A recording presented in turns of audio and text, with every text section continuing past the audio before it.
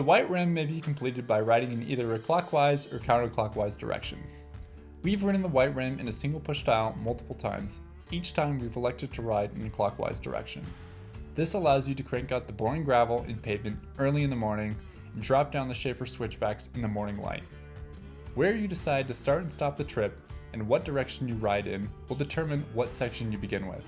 Some parties may elect to ride only the white rim road section of the loop, which comes out to approximately 73 miles. The starting and stopping points for the shortened version of the ride are the Schaefer and Mineral Bottom climbs. This method will not complete the full 100-mile loop and will require a shuttle. If choosing to ride the shortened version of the white rim, skip to the appropriate sections further along in the course. Here's a general breakdown and description of each section. The Mineral Road section is approximately 12.5 miles and is mostly on a hard-packed dirt road. There are a few sections of moderately undulating topography, but in general this section follows a gentle approximately 2.8% uphill slope. The total elevation gain in this section is approximately 1,500 feet. There are two options you can follow as you approach Highway 313. The first option is to follow the Mineral Road to an intersection with a rockier, unimproved east-west trending road. The turnoff for this road is located approximately 1.5 miles from the intersection of Mineral Road and Highway 313. Taking a right-hand turn onto the short cutoff road takes you through a small dispersed BLM campground and connects into Highway 313. The cutoff saves a few miles of backtracking that would result from following Mineral Road all the way to Highway 313. Overall, the Mineral Road section is straightforward to navigate, and the terrain is easy to maintain a constant pace on. This is good since we recommend riding this section first while it's still dark. The easier riding in this section is also good to start with since riding will occur when your bike and pack are at their heaviest.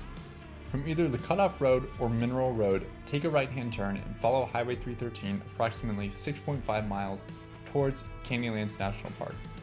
This section climbs a short hill past the turnoff for Dead Horse Point State Park. After passing by the Dead Horse Point turnoff, it is mostly downhill. The pavement provides easy coasting. Don't forget to have an extra bike light and be cautious of vehicles driving on the highway. Since it is possible you'll be riding this section in the early morning, you shouldn't have too much issues dealing with traffic. Just make sure you're visible to cars. You'll also pass through the Island of the Sky entrance station during this section. The White Rim Road. This section encompasses the meat of the 100-mile loop and is obviously the reason you are riding the White Rim in the first place. You'll start by turning left off of Highway 313 onto the infamous Schaefer Trail Road. The road descends down into Canyonlands where it eventually connects into the White Rim Road proper. Take caution riding the Schaefer Trail Road. The edges of the road are extremely steep and it travels along the tops of the cliffs. You'll likely be riding this section still in the dark or right after the sun is rising. The Schaefer Trail gets more shade than many other sections of the White Rim Trail. It's possible that the road may stay muddy a few days after a storm. Don't be too discouraged if this section is muddy. It will likely dry out as you work your way towards the White Rim Road junction. After a series of dramatic switchbacks, the Schaefer Trail Road straightens out for approximately 2 miles before reaching a junction with the White Rim Road. Staying right at the junction and continuing onto the White Rim, the road traverses south along the White Rim Formation cliffs, cutting in and out along the canyon rim. The road in this section is mostly hard-packed dirt with a few looser, sandy sections and blocky shelves. The trail in this section alternates between uphill and downhill, with approximately 300 feet of elevation gain in Laws, for nearly 15 miles, passing both the airport and Gooseberry campgrounds. From Gooseberry Campground, the trail continues on a slight uphill, passing the turnoff for White Crack Campground, and continuing towards the Murphy Hogback. As you approach the Murphy Hogback, the road steepens gradually, becoming very steep and rugged right before the top of the hogback. Depending on the time of year, the steep uphill section may be very loose. The total elevation gain in this section is around 500 feet. From the top of the hogback, the road generally trends downward immediately over looser and rugged terrain.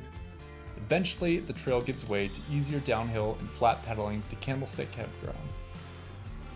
As you pass Candlestick Campground, the road continues its downward trend as you approach the Green River and Potato Bottom Campground.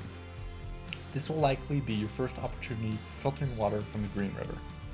Shortly after passing through Potato Bottom and navigating through a few looser and sandier sections, you'll begin to see one of the tougher climbs of the day, the Hardscrabble Climb.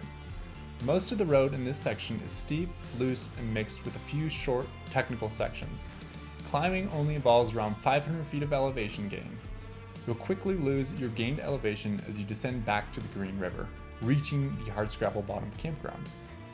The campground is tucked away in the vegetation off to the left, south of the White Rim Road. The next section of riding generally follows the Green River over flat terrain for approximately 7.5 miles. A few sections of energy-zapping sandy soils will eventually give way to the hard-packed dirt road. Save energy for this section and be sure to fuel up on water and food before tackling it. You'll also quickly pass by the Labyrinth and Taylor Canyon campground turnouts.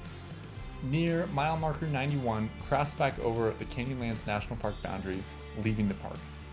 Eventually, you reach an intersection with the Mineral Bottom Road and take a right-hand turn. The last, grueling uphill slog switchbacks its way up to the top of the rim, completing the White Rim Loop.